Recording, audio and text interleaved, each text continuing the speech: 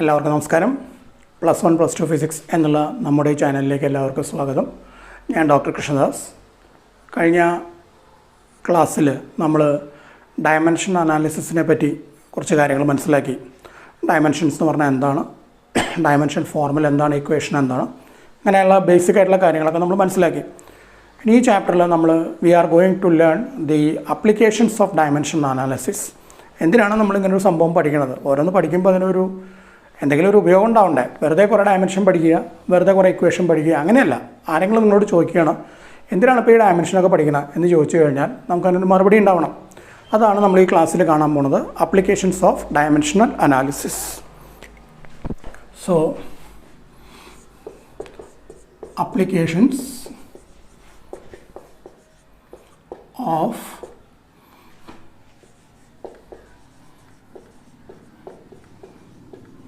Dimensional analysis. നമുക്ക് പ്രധാനമായിട്ട് 3 applications ആണുള്ളത്.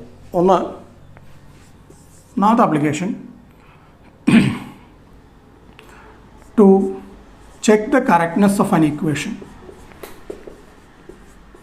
To check the correctness of an equation. ഇതാണ് നമ്മുടെ ആദ്യത്തെ ആപ്ലിക്കേഷൻ. ഒരു ഇക്വേഷൻ നമുക്ക് തന്നു കഴിഞ്ഞാൽ ആ ഇക്വേഷൻ കറക്റ്റാണോ എന്ന് ചെക്ക് ചെയ്യാം. അപ്പോൾ അതിന് നമ്മൾ ഒരു കാര്യം ഉപയോഗിക്കും, that is called homogeneity principle. ഇത് ഒരു ഇക്വേഷൻ്റെ കറക്റ്റ്നെസ് ചെക്ക് ചെയ്യാൻ വേണ്ടി നമ്മൾ ഉപയോഗിക്കുന്ന പ്രിൻസിപ്പിളിൻ്റെ പേരാണ് ഹോമോജീനിറ്റി പ്രിൻസിപ്പിൾ.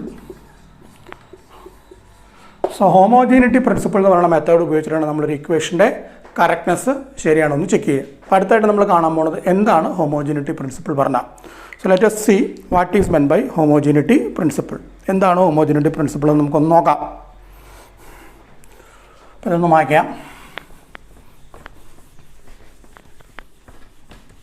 ഹോമോജീനിറ്റി പ്രിൻസിപ്പിൾ വളരെ നമ്മൾ ഇതിൽ പഠിക്കുന്ന ആപ്ലിക്കേഷൻസിൽ ആദ്യത്തെ 2 ആപ്ലിക്കേഷനും നമ്മൾ ഹോമോജീനിറ്റി പ്രിൻസിപ്പിളിൻ്റെ ഉപയോഗമാണുള്ളത്.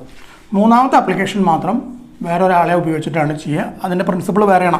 അതെന്താണെന്ന് ഞാൻ ആ മൂന്നാമത്തെ ആപ്ലിക്കേഷൻ ഡിസ്കസ് ചെയ്യുമ്പോൾ നിങ്ങൾക്ക് പറഞ്ഞുതരാം.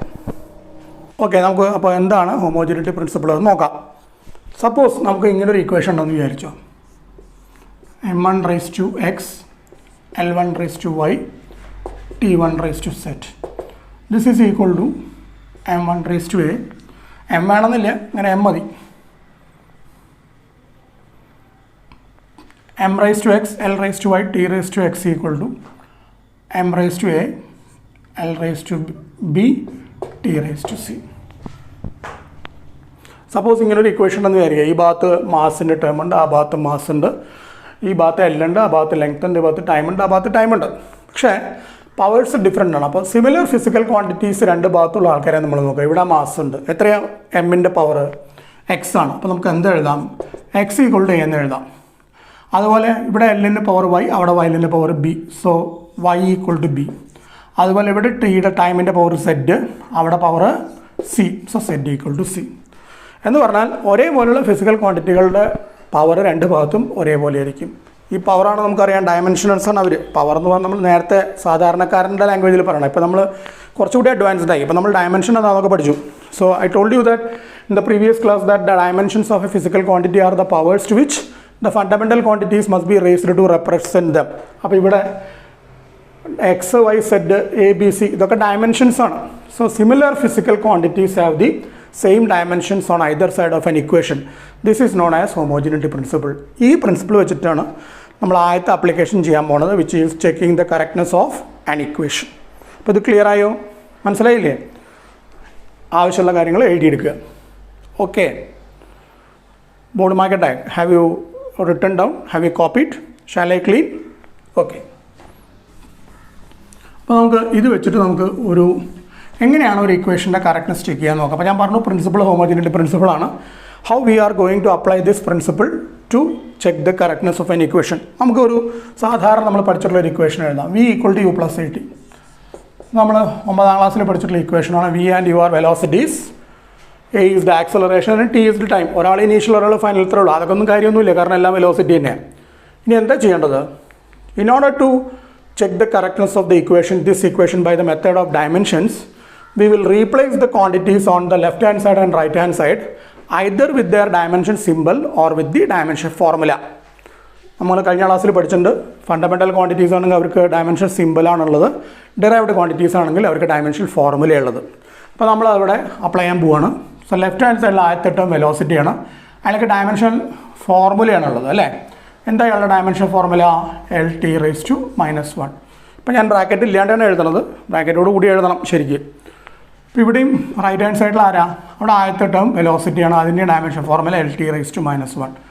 അടുത്ത ടേം ആരാ? ആക്സലറേഷനാണ്. എന്താ dimension formula? LT⁻².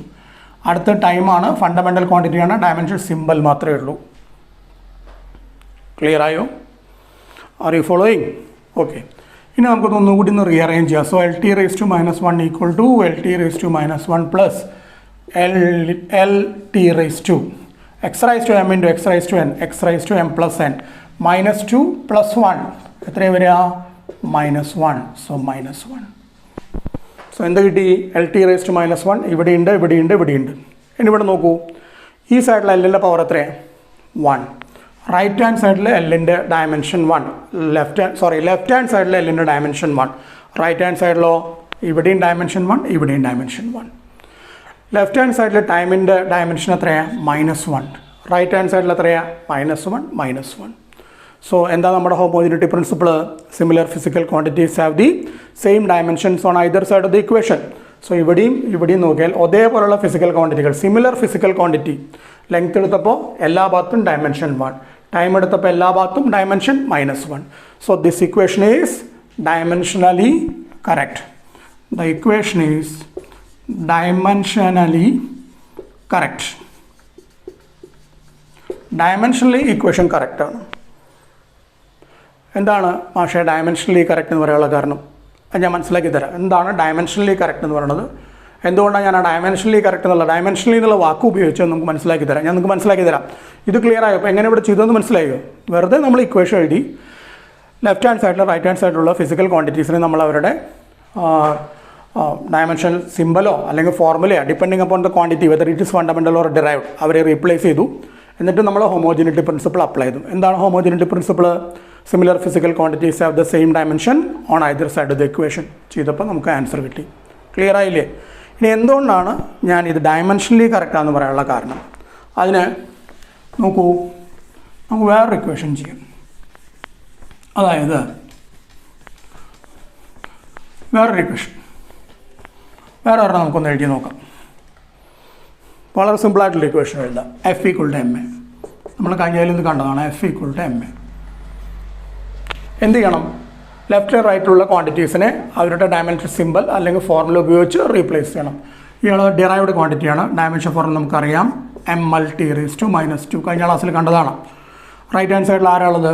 M, fundamental, simple only. Acceleration derived, simple only. അപ്പോൾ നമുക്ക് മനസ്സിലായി ഇവിടെയും സിമിലർ ഫിസിക്കൽ ക്വാണ്ടിറ്റി. മാസ് എത്ര ഡയമെൻഷൻ? 1. ഇവിടെ സിമിലർ ക്വാണ്ടിറ്റി. ലെങ്ത് എത്ര ഡയമെൻഷൻ? 1. ഇവിടെ സിമിലർ ക്വാണ്ടിറ്റി. ടൈം എത്ര dimension? -2. So similar physical quantities have the same dimension on either side. Homogeneity principle apply ചെയ്തപ്പോൾ അത്രയും ക്ലിയർ ആയി. ഇനി അപ്പോൾ ഇക്വേഷൻ ഡയമെൻഷനലി കറക്റ്റാണ്. ഇനി ചോദ്യം, എന്താണ് സാർ ഡയമെൻഷനലി എന്നുള്ള വാക്ക് ഉപയോഗിക്കാനുള്ള കാരണം? നിങ്ങൾ നോക്കൂ. സപ്പോസ് ഈ ഇക്വേഷൻ F=2ma എന്നായിരുന്നു എന്ന് വിചാരിക്കും. Suppose your equation bus F=2ma. അപ്പോഴും ഡയമെൻഷണൽ മെത്തേഡ് ഉപയോഗിച്ച് ചെക്ക് ചെയ്താൽ അത് ശരിയായിരിക്കും. എന്താ അങ്ങനെ? കാരണം 2 എന്ന് പറയുന്നത് ഒരു ഡയമെൻഷൻ ലെസ് കോൺസ്റ്റൻ്റ് ആണ്. ഞാൻ പറഞ്ഞു നിങ്ങളുടെ അടുത്ത് 2 ടൈപ്പ് കോൺസ്റ്റൻസ് ഉണ്ട്. ഡയമെൻഷണൽ കോൺസ്റ്റൻസും ഉണ്ട്, ഡയമെൻഷൻ ലെസ് കോൺസ്റ്റൻസും ഉണ്ട്. ഇപ്പോൾ ഗ്രാവിറ്റേഷണൽ കോൺസ്റ്റൻറ്റ് ഡയമെൻഷണൽ കോൺസ്റ്റൻ്റ് ആണ്.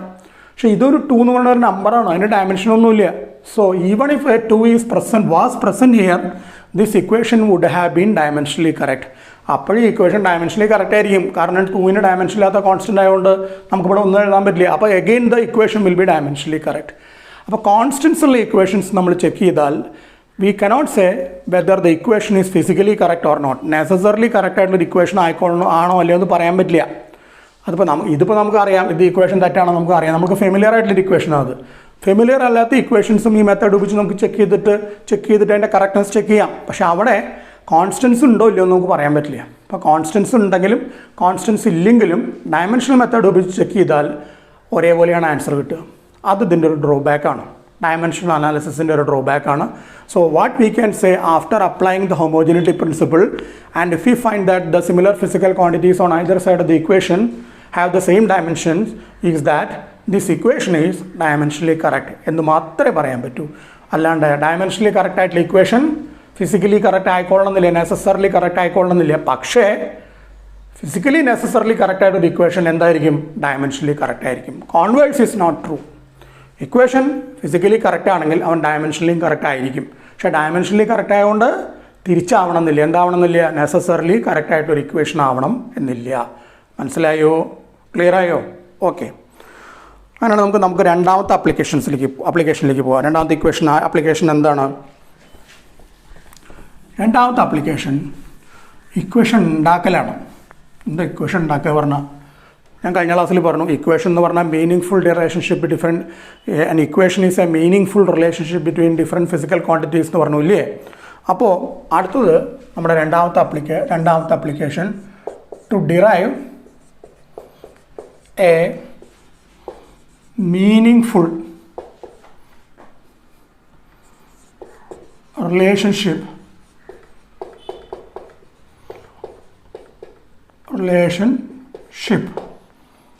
between different physical quantities.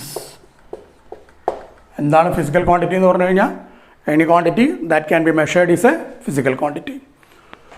അപ്പോൾ രണ്ടാമത്തെ to derive a meaningful relationship between different physical quantities, അതാണ് ഇക്വേഷൻ. അപ്പോൾ നമ്മൾ ഒരു ഇക്വേഷൻ ഉണ്ടാക്കണം. അപ്പോൾ നമ്മുടെ +1 ടെക്സ്റ്റ് എടുത്താൽ നമ്മൾ കാണുന്ന ഒരു എക്സാമ്പിളാണ് derive an equation for the time period of a simple pendulum. Time period of a simple പെൻഡുലത്തിൻ്റെ ടൈം പീരീഡ് ഡിറൈവ് ചെയ്യണം. അതെങ്ങനെയാണ് ചെയ്യുക? ടൈം പീരീഡ് നമ്മളൊരു ഫോർമുല ഉണ്ടാക്കണം. അപ്പോൾ ആദ്യം തന്നെ what are the factors upon which the time period of the simple pendulum depend എന്ന് നമുക്കറിയണം, അല്ലെങ്കിൽ അതവർ തരണം. ആരാണോ ഈ ചോദ്യം നമ്മളോട് ചോദിക്കണത്, എടാ ഒരു time period of the simple പെൻഡുലത്തിന് ഒരു ഇക്വേഷൻ ഉണ്ടാക്കണം എന്ന് നമ്മളോട് പറഞ്ഞാൽ ആരാണോ അത് പറയണത് അയാൾ he should give us the factors upon which the time period depend. ഇനിയിപ്പോൾ അതല്ലെങ്കിൽ നമുക്ക് വേണമെങ്കിൽ നമ്മളുടെ ഒരു കോമൺ സെൻസ് ഉപയോഗിച്ച് നമുക്ക് ആലോചിച്ചുണ്ടാക്കാം എന്തൊക്കെ കാര്യങ്ങളുടെ മുകളിലാണ് time period of the simple pendulum depend ചെയ്യുക എന്ന് വേണമെങ്കിൽ നമുക്കൊന്ന് ആലോചിക്കാം. നമ്മൾ ആലോചിച്ച് നമുക്ക് മനസ്സിലാവും. ഒരു ഫാക്ടർ പെൻഡുലത്തിൻ്റെ നീളമാണ്. പെൻഡുലം കണ്ടിട്ടില്ല നിങ്ങൾ? സിമ്പിൾ പെൻഡുലം കണ്ടിട്ടുണ്ടോ? ഒന്നുമില്ല. സിമ്പിൾ പെൻഡുലം എന്നുള്ള വാക്കിൽ തന്നെ അതുണ്ട്. വളരെ സിമ്പിളായിട്ട് ഉണ്ടാക്കാവുന്ന പെൻഡുലം. എന്താ അത്? ഒരു ചരട് എടുക്കുക, അതിൻ്റെ അറ്റത്ത് ഒരു ബോബ്, ഒരു മെറ്റാലിക് സ്ഫിയർ തൂക്കിയിടുക. അതന്നെ സിമ്പിൾ പെൻഡുലം. ക്ലോക്കിനകത്ത് പെൻഡുലം കണ്ടിട്ടില്ല നിങ്ങൾ? വീട്ടിൽ ക്ലോക്കിനകത്ത് പെൻഡുലം ഉണ്ടോ? ഡിജിറ്റൽ ക്ലോക്കല്ല, സാധാരണ നിലയ്ക്ക് അനലോഗ് ക്ലോക്കുകൾ. പെൻഡുലം ഇങ്ങനെ അങ്ങോട്ടും കൂടെ ആടുണ്ടാവും. പഴയ വീടുകളിലൊക്കെ ക്ലോക്കുകൾ കാണാം. അപ്പോൾ വെറുതെ ഒരു ചരടിൻ്റെ അറ്റത്ത് ഒരു ബോബ് തൂക്കിയിട്ടാൽ, മെറ്റാലിക് സ്ഫിയർ തൂക്കിയിട്ടാൽ അതൊരു സിമ്പിൾ പെൻഡുലായി. അങ്ങനത്തെ ഒരു സിമ്പിൾ പെൻഡുലം. അപ്പോൾ അതിൻ്റെ first thing that comes to our mind is the ലെങ്ത്താണ് അതിൻ്റെ പെൻഡുലത്തിൻ്റെ നീളം. തൽക്കാലം നമ്മൾ ചരടിൻ്റെ നീളം എന്ന് മനസ്സിലാക്കുക. പിന്നെ സ്കൂള് പ്രാക്ടിക്കലൊക്കെ ചെയ്യേണ്ട സാഹചര്യം ഉണ്ടാകുമ്പോൾ തുറന്നിട്ടേ, സ്കൂൾ തുറക്കലേ കുറേ കഴിയുമ്പോൾ, അപ്പം നമുക്ക് പ്രാക്ടിക്കലൊക്കെ ചെയ്യേണ്ട സാഹചര്യം ഉണ്ടാകുമ്പോൾ നിങ്ങൾ മനസ്സിലാക്കും ലെങ്ത്ത് പറഞ്ഞാൽ ചരടിൻ്റെ നീളമല്ല, അതിനപ്പുറത്തേക്ക് കുറച്ച് കാര്യങ്ങളും കൂടി ഉണ്ടെന്ന്. So length of the pendulum, തൽക്കാലം നമുക്ക് ലെങ്ത് ഓഫ് ദ പെൻഡുലം എന്ന് പറഞ്ഞാൽ ചരടിൻ്റെ നീളം. പിന്നെ മാസ് ഓഫ് ദ ബോബ്. എന്താ ബോബ്? ബോംബല്ല, ബോബ്. എന്താ ബോബ് എന്ന് പറഞ്ഞു കഴിഞ്ഞാൽ BOB, അതാണ് ബോബ്. എന്താണ് ഈ ബോബ് എന്ന് പറഞ്ഞു കഴിഞ്ഞാൽ? ബോബ് എന്ന് പറഞ്ഞു കഴിഞ്ഞാൽ നമ്മൾ ആ സ്ഫിയറില്ലേ, മെറ്റാലിക് സ്ഫിയർ, ആ ഉണ്ട, അതിൻ്റെ മാസാണ് ബോബ്. അതാണ് ബോബ്, അതിൻ്റെ മാസാണ്. പിന്നെയോ ആക്സലറേഷൻ ഡ്യൂ ടു ഗ്രാവിറ്റി. അതെന്താണത്? ഈ പെൻഡുലം ഓസിലേറ്റ് ചെയ്യണത് എർത്തിൻ്റെ ഗ്രാവിറ്റേഷൻ ഫീൽഡിലാണ്. അപ്പോൾ എർത്തിൻ്റെ ഗ്രാവിറ്റേഷൻ ഫീൽഡിൽ അയാൾ ഓസിലേറ്റ് ചെയ്യണതുകൊണ്ട് അയാൾക്ക് ഒരു ആക്സലറേഷൻ ഉണ്ടാവും.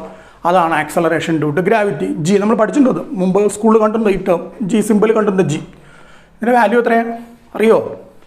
ജിയുടെ വാല്യൂ 9.8 m/s². അതാണ് ജിയുടെ value. So length, mass, acceleration due to gravity. ഇനി വേണമെങ്കിൽ ഒരാളെ കൂടി പറയാം, അതാണ് ആംഗിൾ ഓഫ് സ്വിങ്, തീറ്റ. എന്താണ് ആംഗിൾ ഓഫ് സ്വിങ് എന്ന് പറഞ്ഞാൽ? ഇതല്ലേ പെൻഡുലത്തിനെ നമ്മളിങ്ങോട്ട് സൈഡിലേക്ക് വലിച്ചു പിടിച്ചാലേ, ഇപ്പോൾ ഇങ്ങനെ ഇത് വെർട്ടിക്കൽ. ഇതാണ് പെൻഡുലത്തിൻ്റെ മീൻ പൊസിഷൻ എന്ന് വിചാരിച്ചോ. ഇതാണ് ഈ ജാതി ബോർഡിൽ വരയ്ക്കുമ്പോഴൊരു അപകടം. ഈ ആംഗിൾ തീറ്റ. ഇതാണ് ആംഗിൾ ഓഫ് സ്വിങ്. നമ്മൾ നല്ലോണം പിടിച്ച് പിന്നാക്കം വലിച്ചു വിട്ടാൽ ഊഞ്ഞാലടി ഉണ്ടാവും. ഊഞ്ഞാലടി ഉണ്ടെങ്കിൽ അറിയാം, ഒരു തന്നെ ഊഞ്ഞാലിരുത്തി പിടിച്ചിങ്ങനെ നല്ലോണം പിന്നാക്കം വലിച്ച് അങ്ങോട്ട് എത്രത്തോളം നീ പിന്നാക്കം വലിച്ച് വിടണോ അത്രത്തോളം അവൻ അങ്ങോട്ട് മുമ്പാക്കം പോകും അല്ലേ. അതാണ് angle of swing theta. So നമുക്ക് അതിൻ്റെ മുകളിൽ ഡിപ്പെൻഡ് ചെയ്യണമെന്ന് വിചാരിക്കാം. അപ്പോൾ ഇത്രയും ഫാക്ടേഴ്സിൻ്റെ മുകളിലാണ് ടൈം പീരീഡ് ഡിപ്പെൻഡ് ചെയ്യണത്. ഇനി ഡിപ്പെൻഡൻസ് ഉണ്ട്. ഏത് ടൈപ്പ് ഡിപ്പെൻഡൻസ് ഉള്ളതെന്നുള്ളത് നമുക്കറിയില്ല.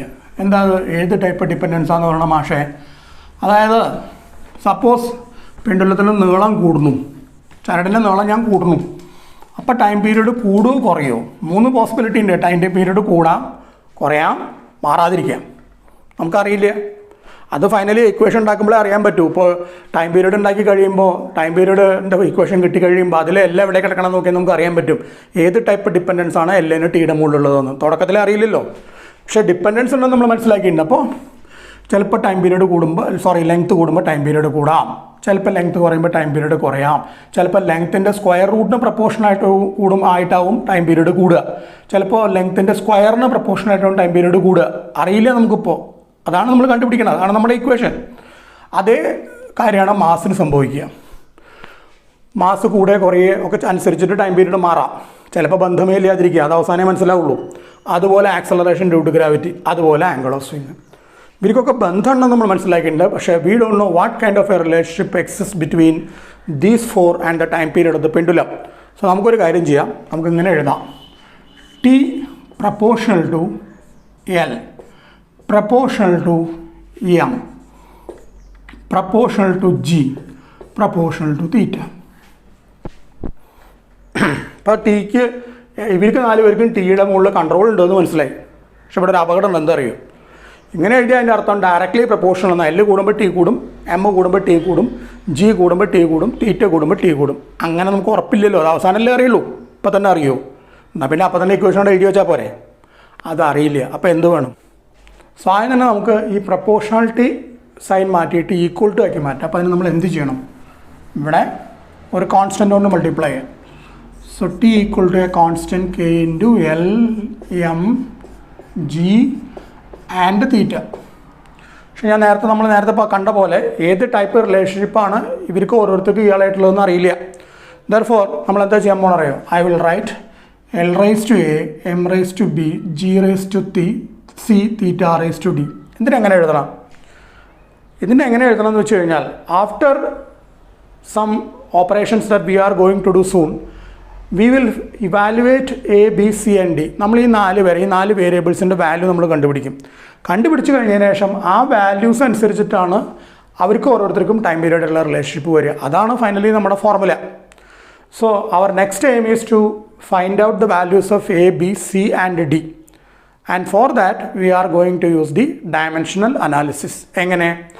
ഇതിൽ ഓരോരുത്തരെയും we will identify the fundamental quantities and derived quantities on either side of the equation. 2 ഭാഗത്തുള്ള ഫണ്ടമെൻ്റലിനെയും ഡിറൈവ്ഡിനെയും നമ്മൾ ഐഡൻറ്റിഫൈ ചെയ്യും. ഫണ്ടമെൻ്റൽ ആണെങ്കിൽ നമ്മൾ പല പ്രാവശ്യമായി പറയണു സിമ്പിൾ കൊണ്ട് റീപ്ലേസ് ചെയ്യും. ഡിറൈവ്ഡ് ക്വാണ്ടിറ്റി ആണെങ്കിൽ ഫോർമുല ഉപയോഗിച്ച് റീപ്ലേസ് ചെയ്യും. എന്നിട്ട് we will apply the homogeneity principle. അതാണ് അടുത്ത സ്റ്റെപ്പ്.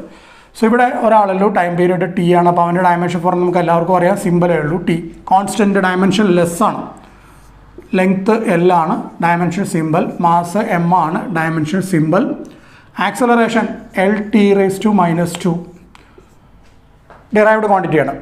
ഇനി അവശേഷിക്കുന്ന ഒരാൾ ആംഗിളാണ്. എന്താണ് ആംഗിൾ കാണാനുള്ള ഫോർമുല?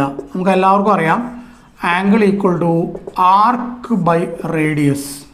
ഇതാണ് ആംഗിളിൻ്റെ ഫോർമുല. ആർക്ക് പറഞ്ഞ ആരാ? ബേസിക്കലി ലെങ്ത് ആണ്. റേഡിയസ് പറഞ്ഞ ആരാ? അതും ലെങ്ത് ആണ്. അപ്പോൾ ആംഗിൾ ഡയമെൻഷൻലെസ് ക്വാണ്ടിറ്റിയാണ്. ഉണ്ടോ? നമ്മൾ തുടക്കത്തിൽ ആംഗിളിന് ടൈം പീരീഡിൻ്റെ മുകളിൽ ഒരു കൺട്രോൾ ഉണ്ടെന്ന് വിചാരിച്ചു. പക്ഷേ ഇപ്പോൾ നമുക്ക് മനസ്സിലായി ആംഗിൾ വിചാരിച്ചാൽ ടൈം പീരീഡിൻ്റെ മുകളിൽ ഒന്നും ചെയ്യാൻ പറ്റില്ല. So time period is independent of the angle of swing. ഒരു കുഴപ്പമില്ല. തുടക്കത്തിൽ ഇപ്പോൾ നമ്മൾ ഒരാളുടെ മുകളിൽ ഇയാൾക്ക് ഡിപ്പെൻഡൻസ് ഉണ്ടെന്ന് വിചാരിച്ചു എന്ന് തന്നെ വിചാരിച്ചോ, അവസാനം അയാൾക്ക് ഡിപ്പെൻഡൻസ് ഇല്ലയെന്ന് നമുക്ക് മനസ്സിലായി. ഒരു പ്രോബ്ലം ഇല്ല. പക്ഷേ തിരിച്ചാണെങ്കിൽ ബുദ്ധിമുട്ടുണ്ടാവും. എങ്ങനെ? ഡിപ്പെൻഡൻസ് ഉള്ള ഒരാൾ, ഇപ്പോൾ സപ്പോസ് ഇതിൽ ആക്സലറേഷൻ ഡ്യൂ ടു ഗ്രാവിറ്റിക്ക് ഇയാളുടെ മുകളിൽ ഡിപ്പെൻഡൻസ് ഇല്ലായിരുന്നു എന്ന് നമ്മൾ വിചാരിച്ച് ഇത് ആരംഭിച്ചിരുന്നെങ്കിൽ, നമ്മുടെ അനാലിസിസ് ആരംഭിച്ചിരുന്നെങ്കിൽ എല്ലാം തകരാറിലാവും.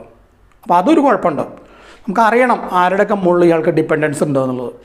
ഇനി എന്താ ചെയ്യേണ്ടത്? ഇനി നമുക്കൊന്ന് ഇതിൻ്റെ ബ്രാക്കറ്റ് ഒന്ന് മാറ്റിയിട്ട് ഒരു ഹോമോജിനിറ്റി പ്രിൻസിപ്പിൾ ഒന്ന് അപ്ലൈ ചെയ്ത് നോക്കാം. T, this is L raise to A, this is M raise to B, this is split ചെയ്യാം. L raise to C, T raise to -2c. ഞാനൊന്ന് സ്പ്ലിറ്റ് ചെയ്തു അതിന്. ഇനി എന്താ ചെയ്യേണ്ടത് അറിയോ? നമുക്ക് സിമിലർ ടേംസൊക്കെ ഒന്ന് ഗ്രൂപ്പ് ചെയ്യാം. ഒരേപോലുള്ള ആൾക്കാരെയൊക്കെ ഒന്ന് ഗ്രൂപ്പ് ചെയ്യുക. ലെഫ്റ്റ് സൈഡിലാണെങ്കിൽ എം ഇല്ല, അപ്പോൾ നമ്മൾ എന്തെഴുതാം? എം റേസ് ടു 0, എൽ ഇല്ല, L raise to 0, T raise to already ഉണ്ട് 1. അടുത്തായിട്ട് ഇപ്പുറത്ത് നമുക്ക് അതുപോലെ ഒന്ന് ഗ്രൂപ്പ് ചെയ്യാം. M raise to B, L raise to, ഇവിടെ എ ഉണ്ട്, ഇവിടെ സി ഉണ്ട്, X raise to M into X raise to N, X raise to M plus N, A plus C and T raise to -2c. ഇപ്പം എല്ലാവരും ആയി. So ഒരേപോലുള്ള terms നമ്മൾ group ചെയ്തു. ഇവിടെ എൽ ഉണ്ട്, ഇവിടെ എൽ ഉണ്ട്. So we have grouped them together. X raise to M into X raise to N, X raise to M plus n, അതും അപ്ലൈ ചെയ്തു. ഇനി നമുക്ക് ഹോമോജിനിറ്റി പ്രിൻസിപ്പിൾ അപ്ലൈ ചെയ്യാം. Similar physical quantities have same dimensions on either side of the equation.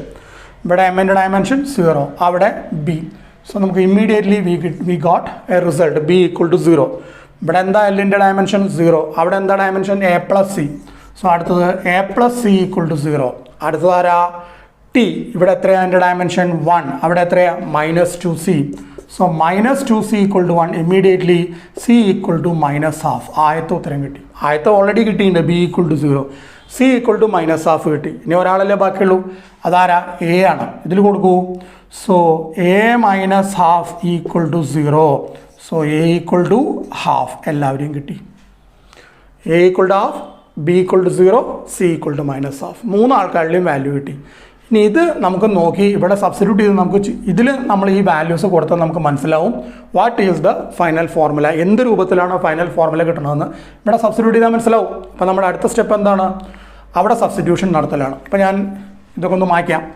ആവശ്യമുള്ളതൊക്കെ എഴുതിയെടുത്തില്ലേ? Have you copied? എന്നാൽ നമുക്കത് മാച്ചിട്ട് I will let me clean the board at only this much portion of what I have written here. അതൊന്ന് clean ചെയ്യാം. എന്നിട്ട് നമുക്കൊന്ന് substitute ചെയ്ത് നോക്കാം. T equal to K into L raise to എത്ര? എയുടെ വാല്യൂ? എയുടെ വാല്യൂ ഹാഫ്. എമ്മിന് എം റൈസ് ടു ബി, ബിയുടെ വാല്യൂ എത്രയാണ്? 0. അടുത്ത ആളാരാ? ആക്സലറേഷൻ കൊടുക്കുക G, G raise to C, G raise to -12. Theta പിന്നെ ഓൾറെഡി നമ്മൾ കളഞ്ഞിട്ടുണ്ട്, അതിൻ്റെ ആവശ്യമില്ല നമുക്ക്. So this is -12.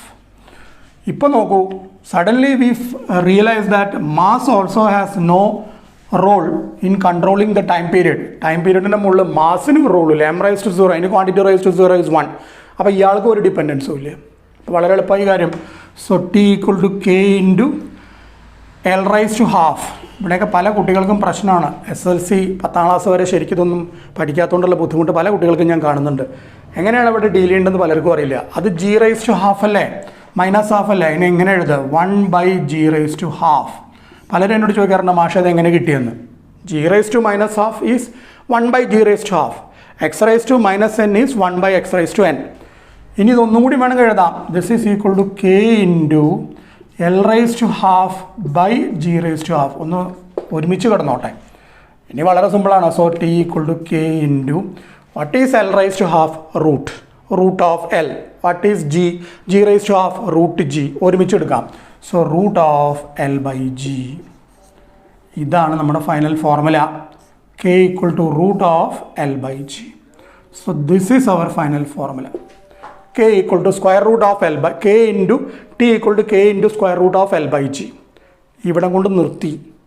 ഇനി ഫർദറായിട്ട് നമുക്കൊന്നും എഴുതാൻ പറ്റില്ല. കാരണം the value of this constant cannot be determined by using the dimension analysis. അത് എക്സ്പെരിമെൻ്റലായിട്ട് നമ്മൾ കണ്ടുപിടിക്കേണ്ട ഒരു കാര്യമാണ്. അത് ഡയമെൻഷണൽ മെത്തേഡിൻ്റെ ഒരു ഡ്രോബാക്ക് എന്ന് ഞാൻ മുമ്പേ പറഞ്ഞു. ഒരു ഇക്വേഷനിൽ കോൺസ്റ്റൻസ് ഉണ്ടോ ഇല്ലയോ എന്ന് നമുക്ക് അറിയാൻ പറ്റില്ല. ഉണ്ടെങ്കിൽ തന്നെ അവരെ ഇവാലുവേറ്റ് ചെയ്യാനും നമുക്ക് പറ്റില്ല. അപ്പോൾ നമുക്ക് വളരെ ക്ലിയറായി ഇവിടം കൊണ്ട് ഇത് അവസാനിച്ചു. ഇനി എക്സ്പെരിമെൻ്റ് വഴിക്ക് കെയുടെ വാല്യൂ കണ്ടുപിടിക്കാം. അത് കിട്ടിക്കഴിഞ്ഞാൽ 2π എന്നാണ് കിട്ടുക. അപ്പോൾ 2π root of L by G എന്ന് വരും. അതാണ് ടൈം പീരീഡിൻ്റെ ശരിക്കുള്ള ഫോർമുല. ഒരു സിമ്പിൾ പെൻഡുലത്തിൻ്റെ ടൈം പീരീഡിൻ്റെ ശരിക്കുള്ള formula 2π root of L by G ആണ്. ആ 2π എന്ന് പറയുന്ന സാധനം ഈ കെ ആണ്. പക്ഷേ ആ കെ എങ്ങനെ കിട്ടിയതാ? അത് ബൈ എക്സ്പെരിമെൻറ്റ് കിട്ടിയതാ. ഡയമെൻഷൻ മെത്തേഡ് ഉപയോഗിച്ച് കണ്ടുപിടിക്കാൻ പറ്റില്ല. സോ നമ്മളോട് പരീക്ഷയ്ക്ക് ചോദിച്ചാൽ ഇവിടം കൊണ്ട് നമ്മൾ അവസാനിപ്പിച്ചു. Time period is K into root of L by G. Clear ആയോ? Have you understood? ഇതാണ് രണ്ടാമത്തെ ആപ്ലിക്കേഷൻ. ഇക്വേഷൻ ഉണ്ടാക്കുക. നമ്മൾ ആദ്യത്തെ ഇക്വേഷൻ ഉണ്ടാക്കിയ ഇക്വേഷൻ ആരൊക്കെയോ ഉണ്ടാക്കിയ ഇക്വേഷൻസ് ശരിയാണോ നമ്മൾ ചെക്ക് ചെയ്തു. രണ്ടാമത് ഇപ്പോൾ നമ്മളൊരു ഇക്വേഷൻ ഉണ്ടാക്കി. ഇനി മൂന്നാമത്തെ ആപ്ലിക്കേഷൻ വളരെ പ്രധാനപ്പെട്ടതാണ്. That is conversion from one system of unit to the other. ഒരു കാര്യം ഞാൻ ആദ്യമേ പറഞ്ഞു, ഈ രണ്ട് ആപ്ലിക്കേഷനും ഇതും ഇതിന് മുമ്പ് നമ്മൾ ചെയ്ത checking the correctness of the ഇക്വേഷനും നമ്മളുടെ പ്രിൻസിപ്പിൾ എന്തായിരുന്നു? അത് ഹോമോജിനിറ്റി പ്രിൻസിപ്പിളാണ് അത് രണ്ടും ചെയ്തത്. ഇനി നമ്മൾ കാണാൻ പോകുന്ന ആപ്ലിക്കേഷനിൽ നമ്മൾ ഉപയോഗിക്കുന്ന പ്രിൻസിപ്പിൾ അതല്ല, അത് വേറൊരു സംഭവമാണ്, സ്ലൈറ്റ്ലി ഡിഫറെൻ്റ് ആണ്. അതെന്താണെന്നുള്ളതാണ് നമ്മൾ ഇനി നോക്കാൻ പോകുന്നത്. ഓക്കെ, അപ്പോൾ നമുക്ക് അടുത്ത ആപ്ലിക്കേഷനിലേക്ക് പോവാം. അത് ഒരു സിസ്റ്റം ഓഫ് യൂണിറ്റിൽ നിന്ന് വേറൊരു സിസ്റ്റം ഓഫ് യൂണിറ്റിലേക്ക് കൺവേർട്ട് ചെയ്യലാണ്. നമ്മൾ തുടക്കത്തിൽ ഈ ചാപ്റ്ററിൻ്റെ തുടക്കത്തിൽ നമ്മൾ പഠിച്ചിട്ടുണ്ട് പല സിസ്റ്റംസ് ഓഫ് യൂണിറ്റ് ഉണ്ട്. CGS system, MKS system, FES system, SI system എന്ന് പലരും പറയാറുണ്ട്. അത് ശരിയല്ല കേട്ടോ. SI സിസ്റ്റം ഇല്ല, SI യൂണിറ്റേ ഉള്ളൂ. Actually SI units are rationalised MKS units. SI unit പറഞ്ഞു കഴിഞ്ഞാൽ ബേസിക്കലി MKS യൂണിറ്റ്സ് തന്നെയാണ്. SI സിസ്റ്റം ഇല്ല, SI യൂണിറ്റ്. അപ്പോൾ നമ്മൾ ഒരു സിസ്റ്റം ഓഫ് യൂണിറ്റിൽ നിന്ന് വേറെ സിസ്റ്റം ഓഫ് യൂണിറ്റിലേക്ക് കൺവേർട്ട് ചെയ്യണം. എന്താണ് അതിൻ്റെ പ്രിൻസിപ്പിൾ? അതിൻ്റെ പ്രിൻസിപ്പിൾ ഞാൻ പറഞ്ഞു, that is different from what we have seen earlier. അത് ഹോമോജിനിറ്റി പ്രിൻസിപ്പിൾ അല്ല. അതെന്താ അറിയോ? ഒരു ഫിസിക്കൽ ക്വാണ്ടിറ്റിയുടെ മാഗ്നിറ്റ്യൂഡ് M ആണെന്ന് വിചാരിക്കുക. Suppose the magnitude of a physical quantity is M and the magnitude of the unit in which it is expressed is U. Physical ക്വാണ്ടിറ്റിയുടെ magnitude M, അത് എക്സ്പ്രസ് ചെയ്യുന്ന യൂണിറ്റിൻ്റെ മാഗ്നിറ്റ്യൂഡ് U. അങ്ങനെയാണെങ്കിൽ നമുക്ക് എന്തെഴുതാം? M proportional to 1/U or M into U equal to a constant. ഇതാണ് നമ്മളിവിടെ ഉപയോഗിക്കാൻ പോകുന്ന principle. M into U is a constant.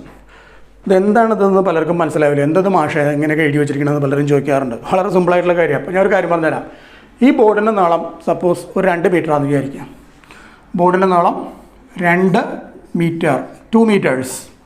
ഇതൊന്ന് CGS എഴുതി. ഇതിപ്പോൾ SI യൂണിറ്റ് അല്ലേ, ഇതൊന്ന് CGS യൂണിറ്റ് ആക്കി. അപ്പോൾ എന്തായിരിക്കും? 200 സെൻറ്റിമീറ്റർ. കുറച്ചും കൂടി ചെറിയൊരുണ്ട്, മില്ലിമീറ്ററിൽ എഴുതുക. അപ്പോൾ എത്ര വരും? 2000 മില്ലിമീറ്റർ. കണ്ടോ? ഇനി ഇതൊന്ന് കമ്പയർ ചെയ്യാം. നമ്മളിതിൻ്റെ ന്യൂമറിക്കൽ വാല്യൂം യൂണിറ്റിൻ്റെ മാഗ്നിറ്റ്യൂഡും തമ്മിലൊന്ന് കമ്പയർ ചെയ്യാം. ഫിസിക്കൽ ക്വാണ്ടിറ്റിയുടെ മാഗ്നിറ്റ്യൂഡാണ് ഈ കാണുന്നത്, യൂണിറ്റിൻ്റെ മാഗ്നിറ്റ്യൂഡാണ് അപ്പുറത്ത് എഴുതിയിരിക്കുന്നത്. ഒന്ന് കമ്പയർ ചെയ്ത് നോക്കി. ഇതിൽ മാഗ്നിറ്റ്യൂഡ് ഏറ്റവും വലുത് ഇവിടെയാണ്. 2000 ആണ് എഴുതിയാൽ ഏറ്റവും വലിയ നമ്പർ. എല്ലാം ഇത് ഒന്ന് തന്നെയാണ്. പല കുട്ടികളോടും ഞാൻ ചോദിക്കുമ്പോൾ എല്ലാവരും അവർ പറയാൻ എന്താ അറിയോ? സാർ ഇതെല്ലാം ഒന്നല്ലേ? എല്ലാം ഒന്നാണ്. പക്ഷെ അങ്ങനെയല്ല നമ്മളിതിനെ കാണുന്നത്. ഈ ലെഫ്റ്റ് ഹാൻഡ് സൈഡിൽ കാണുന്നതിൽ ഏറ്റവും വലിയ ന്യൂമറിക്കൽ വാല്യൂ 2000 ആണ്. പക്ഷേ അതിന് കറസ്പോണ്ടിങ് ആയിട്ടുള്ള യൂണിറ്റ് നോക്കിയേ, മില്ലിമീറ്റർ, ഏറ്റവും ചെറുതാണ്. അതുപോലെ ഏറ്റവും ചെറിയ മാഗ്നിറ്റ്യൂഡ് 2 ആണ്. ഈ നമ്പറിൽ ഏറ്റവും ചെറുത് 2. പക്ഷേ അതിൻ്റെ കറസ്പോണ്ടിങ് ആയിട്ടുള്ള യൂണിറ്റ് നോക്കിയേ, ഏറ്റവും വലിയ യൂണിറ്റാണ് മീറ്റർ. അതിൻ്റെ അർത്ഥം എന്താ അറിയോ? നമ്മൾ ഒരു ഫിസിക്കൽ ക്വാണ്ടിറ്റിയെ വലിയ മാഗ്നിറ്റ്യൂഡിൽ എക്സ്പ്രസ് ചെയ്യണമെങ്കിൽ സെലക്ട് ചെയ്യുന്ന യൂണിറ്റിൻ്റെ മാഗ്നിറ്റ്യൂഡ് ഏറ്റവും ചെറുതായിരിക്കണം. വലിയ മാഗ്നിറ്റ്യൂഡ്, ചെറിയ മാഗ്നിറ്റ്യൂഡുള്ള യൂണിറ്റ്, അതാണ് M proportional to 1/U എന്ന് എഴുതിയതിൻ്റെ അർത്ഥം. ക്ലിയർ ആയോ? As the magnitude of the unit increases, the magnitude of the physical quantity will decrease. അതാണ് പറഞ്ഞതിൻ്റെ അർത്ഥം. അപ്പോൾ നമുക്ക് അത് വെച്ചിട്ടാണ് നമ്മളിവിടെ ചെയ്യാൻ പോകുന്നത്. എങ്ങനെയാണെന്ന് നോക്കാം. ഞാൻ ഒരു ഫിസിക്കൽ ക്വാണ്ടിറ്റി എടുക്കണം. ആ ഫിസിക്കൽ ക്വാണ്ടിറ്റിയുടെ ഡയമെൻഷണൽ ഫോർമുല ഞാൻ എഴുതണം. The dimensional formula of that physical quantity is M raised to A, L raised to B and T raised to C. ഇതാണ് അതിൻ്റെ ഡയമെൻഷൻ ഫോർമുല എന്ന് വിചാരിക്കുക. ഇനി ഇതിൽ ഇൻവോൾവ് ആയിട്ടുള്ള ഡിറൈവ്ഡ് ക്വാണ്ടിറ്റീസ് 2 തരത്തിൽ നമ്മൾ എഴുതുന്നു. ഒരു സിസ്റ്റത്തിൽ ആ ഡിറൈവ്ഡ് ക്വാണ്ടിറ്റീസ് നമ്മൾ M1 raised to A, L1 raised to B, T1 raised to C. ഇതാണ് ഒരു സിസ്റ്റത്തിലുള്ള ഡിറൈവ്ഡ് ക്വാണ്ടിറ്റീസ്. ഇത് ഒരു സിസ്റ്റത്തിലുള്ള ഡിറൈവ്ഡ് ക്വാണ്ടിറ്റീസ് ആണ് എഴുതിയിരിക്കുന്നത്. ഇനി വേറൊരു സിസ്റ്റത്തിൽ എഴുതുകയാണെങ്കിൽ അതിനെങ്ങനെ എഴുതാം? M2 raised to A, L2 raised to B, T2 raised to C. ഇതാണ് രണ്ടാമത്തെ സിസ്റ്റത്തിലുള്ള ക്വാണ്ടിറ്റീസ്. ആദ്യത്തെ സിസ്റ്റത്തിൽ ന്യൂമറിക്കൽ വാല്യൂ N1 ആണെന്ന് വിചാരിക്കുക ഫിസിക്കൽ ക്വാണ്ടിറ്റിയുടെ. രണ്ടാമത്തെ സിസ്റ്റത്തിൽ ന്യൂമറിക്കൽ വാല്യൂ N2 എന്ന് വിചാരിക്കുക. അപ്പോൾ അത് എഴുതിക്കൂടെ? N1 M കുറച്ച് മുമ്പ് എഴുതി M proportional to 1/U. അപ്പോൾ എന്തെഴുതാം? M1 U1 equal to M2 U2 എന്ന് എഴുതിക്കൂടെ? അതാണ് ഇപ്പോൾ ഞാൻ ഇവിടെ എഴുതിയിരിക്കുന്നത്. ഒരു സിസ്റ്റത്തിൽ ഡിറൈവ്ഡ് ക്വാണ്ടിറ്റീസ് ഇങ്ങനെ എഴുതുന്നു, അടുത്ത സിസ്റ്റത്തിൽ വേറെ തരത്തിൽ എഴുതുന്നു. അങ്ങനെയാണെങ്കിൽ ആദ്യത്തെ സിസ്റ്റത്തിൽ numerical value of the physical quantity N1 ഉം രണ്ടാമത്തേൽ N2 ആണെങ്കിൽ നമുക്കറിയാം M into U is A constant. അതാണ് ഇവിടെ എഴുതിയിരിക്കുന്നത്. നമുക്ക് സപ്പോസ് കൺവേർഷൻ, നമുക്ക് N2വിൻ്റെ വാല്യൂ കണ്ടുപിടിക്കേണ്ടത് വെച്ചാൽ N2 equal to N1 into എന്തെഴുതാം? M1/M2 whole raised to a, L1 by L2 whole raised to b and T1 by T2 whole raised to c. ഇങ്ങനെ എഴുതിയാൽ നമുക്ക് ഉത്തരമായി. N2 equal to N1. N1 എന്ന് പറഞ്ഞാൽ ആദ്യത്തെ സിസ്റ്റത്തിലുള്ള physical ക്വാണ്ടിറ്റിയുടെ മാഗ്നിറ്റ്യൂഡാണ്. M1 by M2, L1 by L2, T1 by T2 ഓരോ സിസ്റ്റത്തിലുള്ള യൂണിറ്റുകൾ. ഇപ്പോൾ നമുക്കറിയാം, ഇപ്പോൾ സപ്പോസ് ഞാൻ ഒരു കാര്യം പറഞ്ഞാൽ നമ്മളിപ്പോൾ SI നിന്ന് CGSലേക്ക് കൺവേർട്ട് ചെയ്യണമെന്ന് വിചാരിക്കും. Suppose our conversion is from SI to CGS. എന്താണ് SIയിൽ മാസിൻ്റെ യൂണിറ്റ് എന്താ? കിലോഗ്രാം. അപ്പോൾ നമ്മൾ എന്താണ് M1 പറഞ്ഞ സാധനം കിലോഗ്രാമാണ്. സോ M1 എന്ന് പറയുന്ന സാധനം 1 കിലോഗ്രാമാണ് അതിൻ്റെ മാസിൻ്റെ യൂണിറ്റ് SIയിൽ. M2 എന്തായിരിക്കും? CGSലാണ്. അപ്പോൾ M2 ഈക്വൾ ടു 1 ഗ്രാം. അതുപോലെ ഇവിടെ നമുക്ക് എഴുതാം L1 എന്താണ്? L1 1 metre. എന്താണ് L2? 1 centimetre. Time T1 1 second. T2 അതും 1 സെക്കൻഡ് തന്നെയാണ്. ടൈമിൻ്റെ യൂണിറ്റ് എല്ലാ സിസ്റ്റത്തിലും സെയിം ആണ്. അപ്പോൾ നമുക്ക് ഇനി ഇവിടെ സബ്സ്റ്റിറ്റ്യൂട്ട് ചെയ്താൽ very easily we can find out. എങ്ങനെ എഴുതാം? ഇതൊന്ന് മായ്ക്കാം. ഇവിടെ സബ്സ്റ്റിറ്റ്യൂട്ട് ചെയ്താൽ വി വിൽ ഗെറ്റ് എന്ത് കിട്ടും? N2 ഈക്വൾ ടു, സപ്പോസ് നമ്മൾ ഒരു 1 എന്ന് പറയുന്ന ആദ്യത്തെ സിസ്റ്റത്തിൽ ഫിസിക്കൽ ക്വാണ്ടിറ്റിയുടെ യൂണിറ്റ് 1 ആണെന്ന് വിചാരിച്ചു. അപ്പോൾ 1 ഇൻറ്റു എന്തെഴുതാം? M1 by M2 1 kilogram by 1 gram whole raise to A. അടുത്തത് 1 metre by 1 centimetre whole raise to B. 1 second by 1 second whole raise to C. ഇത്രയും നമുക്കറിയാം. 1 കിലോഗ്രാം പറഞ്ഞാൽ എത്ര ഗ്രാമാണ്? 1000 ഗ്രാമാണ് അല്ലേ? അപ്പോൾ ഞാനിത് മാറ്റട്ടെ. എഴുതിയെടുത്തില്ലേ? ഓക്കെ, ഇത് മാറ്റാൽ let me clean this part. എന്ത് കിട്ടും?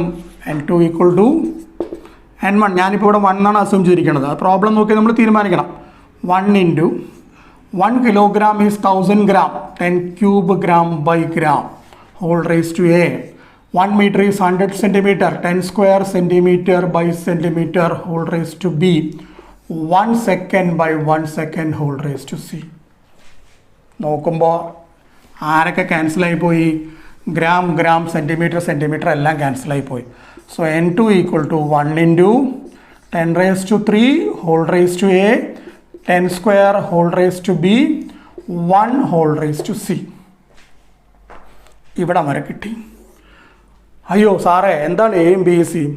അതിനൊരു ബുദ്ധിമുട്ടുമില്ല. എന്താ അറിയോ, നമ്മൾ ഏത് ഫിസിക്കൽ ക്വാണ്ടിറ്റിയുടെ യൂണിറ്റാണോ കൺവേർട്ട് ചെയ്യാൻ ഉദ്ദേശിക്കുന്നത് അയാളുടെ ഡയമെൻഷൻ ഫോർമുല ആദ്യം എഴുതണം. നിങ്ങളോട് ഒരു ഫിസിക്കൽ ക്വാണ്ടിറ്റീനെ കൺവേർട്ട് ചെയ്യാൻ പറയണം. സപ്പോസ് നിങ്ങളോട് ചോദിക്കുകയാണ് 1 ഡൈൻ 1 ന്യൂട്ടൺ എത്ര ഡൈൻ? ഒരു ക്വസ്റ്റ്യൻ നമ്മുടെ ബുക്കിലൊക്കെ ഉള്ള ചോദ്യമാണത്. 1 newton is how many dynes എന്ന് ചോദിച്ചു കഴിഞ്ഞാൽ നമ്മൾ എങ്ങനെ കണ്ടുപിടിക്കുക? അപ്പോൾ നമ്മൾ 1 ന്യൂട്ടൺ അവനെയാണ് നമ്മൾ ഡൈനായിട്ട് കൺവേർട്ട് ചെയ്യണത്. അപ്പോൾ നമ്മൾ ആദ്യം അറിയേണ്ട കാര്യം, you should identify the physical quantity whose unit is given. ആരുടെ യൂണിറ്റാണ് തന്നിരിക്കണമെന്നുണ്ടെങ്കിൽ ആ ഫിസിക്കൽ ക്വാണ്ടിറ്റി ഐഡൻറ്റിഫൈ ചെയ്യണം, അല്ലെങ്കിൽ എല്ലാം പോയി.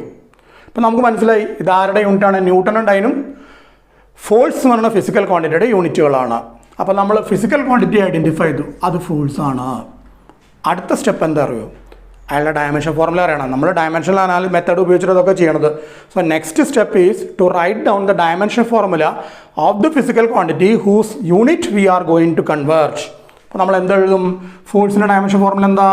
mLT⁻². ഞാൻ ബ്രാക്കറ്റ് ഇല്ലാണ്ട് എഴുതിക്കണം. mLT⁻². മതി, പരിപാടി കഴിഞ്ഞു, ഉത്തരേ ഉള്ളൂ. ഇതിൽ എമ്മിൻ്റെ ഡയമെൻഷനാണ് ഇവിടുത്തെ എ. കാരണം നമ്മൾ എമ്മിനെയാണ് കൺവേർട്ട് ചെയ്തിരിക്കുന്നത്. എമ്മിൻ്റെ മാസ് പറഞ്ഞ ആളെയാണ് നമ്മൾ അതിൻ്റെ യൂണിറ്റാണ് ഒരു സിസ്റ്റത്തിൽ നിന്ന് മറ്റേതിലേക്ക് SI നിന്ന് CGSലേക്ക് കൺവേർട്ട് ചെയ്തത്. അപ്പോൾ എമ്മിൻ്റെ ഡയമെൻഷനാണ് എ. അപ്പോൾ A ഈക്വൾ ടു 1. അടുത്തത് എല്ലിൻ്റെ ഡയമെൻഷനാണ് B. So B equal to 1. ടിയുടെ ഡയമെൻഷൻ അതാണ്, ടൈമിൻ്റെ ഡയമെൻഷനാണ് C. C equal to -2. Clear ആയോ? മനസ്സിലാവുണ്ടോ? ഡയമെൻഷൻ ഫിസിക്കൽ ക്വാണ്ടിറ്റി ഐഡൻറ്റിഫൈ ചെയ്യുക, അയാളുടെ ഡയമെൻഷൻ ഫോർമുല എഴുതുക, അയാളുടെ ഡയമെൻഷൻസ് നോക്കുക. അതായിരിക്കും ഇവിടുത്തെ എൻ്റെയും പിൻ്റെയും സിൻ്റെയും വാല്യൂ. ഓക്കെ, ഇനി ഒരു ബുദ്ധിമുട്ടുമില്ല. അതിവിടെ ജസ്റ്റ് സബ്സ്റ്റിറ്റ്യൂട്ട് ചെയ്താൽ മാത്രം മതി, ഫൈനൽ ആൻസറായി. ഞാനിതൊന്ന് ക്ലീൻ ചെയ്തിട്ട് ഈ ഭാഗം നമുക്കൊന്ന് മാറ്റാം. എന്നിട്ട് ഞാനിവിടെ എഴുതാം. എന്തെഴുതാം? So N2 equal to 1 into 10⁻³ whole raise to എയുടെ വാല്യൂ 1, 10 സ്ക്വയർ ബിയുടെ value 1, 1 whole raise to -2. So n2 will be equal to 1 into 10 raised to 3 whole raised to 1, 10 cube. 10 raised to 2 the whole square, whole raised to 1, 10 square. 1 whole raised to minus 2, അത് 1 ആയിപ്പോയി. So this is equal to 10 raised to 5 എന്ന് കിട്ടി. എന്ന് പറഞ്ഞാൽ എന്താ അർത്ഥം അറിയോ? 1 newton എന്ന് പറഞ്ഞാൽ എത്ര ഡൈനാണ്? 10 raised to 5 dyne. 1 newton is 10 raised to 5 dyne. നമ്മളിവിടെ ചെയ്തത് ന്യൂട്ടനെ ഡൈനാക്കല്ല, ഇനി വേറെ പലതും ചെയ്യാം, ജൂൾ എർഗാക്കാം, അങ്ങനെ പലതും ഉണ്ട്. സോ ഈ ഭാഗം മോസ്റ്റ് ഓഫ് ദ പ്രോബ്ലംസിൽ ഈ ഭാഗം സെയിം ആയിരിക്കും. ഞാനിപ്പോൾ ഈ ഭാഗം എഴുതിയത് മാസ് ലെങ്ത് ടൈം ഇൻവോൾവ് ആയിട്ടുള്ള കേസുകളാണെങ്കിൽ ദിസ് ഈസ് വെരി സിമ്പിൾ. ഒറ്റ കാര്യം ശ്രദ്ധിക്കണ്ടു, കൺവേർഷൻ എവിടെ നിന്ന് എവിടേക്കാൻ നോക്കണം. SI ടു CGS ആണോ CGS ടു SI ആണോ നോക്കണം. അങ്ങനെ അതനുസരിച്ചിട്ട് ഈ ADയും BDയും CDയും വാല്യൂസ് മാറും. ADയും BDയും CDയും വാല്യൂസ് മാറില്ല, കാരണം അത് ഡയമെൻഷൻ ഫോർമുലയിലുള്ള ഡയമെൻഷൻസ് ആണ്. പക്ഷേ അതനുസരിച്ച് നമ്മൾക്ക് ഇവിടെ 10 raised to 3 10 raised to 2 എന്നൊക്കെ എഴുതിയിട്ടില്ലേ, അത് മാറും. ചിലപ്പോൾ അത് മൈനസായി മാറാൻ സാധ്യത. 10 raised to -3 ആവാം, 10 raised to -2 ആവാം. That depends on the conversion, whether you are converting from SI to CGS or from CGS to SI. Clear ആയോ? ഇതാണ് മൂന്നാമത്തെ application, conversion from one system of unit to the other. അപ്പോൾ നമ്മൾ dimension അനാലിസിസിൻ്റെ 3 applications വിശദമായി പഠിച്ചു. അടുത്തതായിട്ട് നമുക്ക് പോകാം. അടുത്ത എപ്പിസോഡിൽ നമ്മൾ കാണാൻ പോകുന്നത്, അടുത്ത വീഡിയോയിൽ ഞാൻ ചെയ്യാൻ പോകുന്നത് കുറേ അധികം പ്രോബ്ലംസ് ചെയ്യലാണ്, എല്ലാ സെക്ഷൻസും ഉൾപ്പെടുത്തിയിട്ടുള്ള പ്രോബ്ലംസ്. സോ എല്ലാവരും വീഡിയോസ് കാണുക, നിങ്ങളുടെ അഭിപ്രായങ്ങൾ അറിയിക്കുക. നിങ്ങൾക്ക് എന്തെങ്കിലും റിക്വസ്റ്റുകൾ ഉണ്ടെങ്കിൽ അത് അയച്ചു തന്നാൽ അതനുസരിച്ചിട്ടുള്ള മോഡിഫിക്കേഷൻസും കൂടി അഡീഷനും കൂടി നമ്മുടെ വീഡിയോസിൽ വരുത്താം. നന്നായി പഠിക്കുക എല്ലാവരും. Okay, thank you.